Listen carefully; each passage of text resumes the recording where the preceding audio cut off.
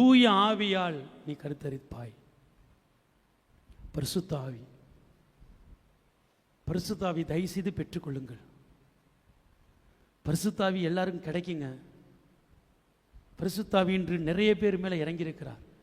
பரிசுத்த ஆவி வந்துட்டான்னா இருளுக்கு இடம் இல்லை, வெற்றிடத்துக்கு இடம் இல்லை, தோல்விக்கு இடம் இல்லை, மற்றதை விட்டுருவோம், கசப்புக்கு இடம் இல்லை. வளர்ச்சி தான். உங்கள் வளர்ச்சி யாரும் தடுக்க முடியாது. பயந்து கொண்டிருந்த சீடர்கள் பேதுரு எழுந்து போதிக்கின்றார்.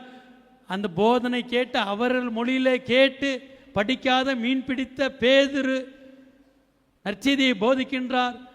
கேட்டு அன்று 10,000 பேர் ஞானஸ்தானம் பெற்றார்கள். பாருங்க, பரிசுத்த ஆவி வேணுங்க. சும்மா கேளுங்க, உங்களுக்கு கிடைக்கும். ஃபாஸ்டிங் இருந்து கேளுங்க, முட்டி போட்டு கேளுங்க, மெழுகுதிரி ஏற்றி கேளுங்க, கிடைக்குங்க. பரிசுத்த ஆவியை பெற்ற சகோதரிக்கும் பரிசுத்த ஆவியை பெறாத சகோதரிக்கும் வித்தியாசம் உண்டு.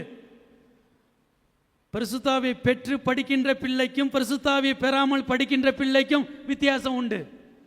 பரிசுத்த ஆவியை பெற்று குடும்பத்தை நடத்துகின்ற குடும்ப தலைவிக்கும் குடும்ப தலைவனுக்கும் பரிசுத்த ஆவி இல்லாமல் இருக்கின்ற குடும்பத்திற்கும் வேறுபாடு உண்டு. பரிசுத்த ஆவி இல்லாத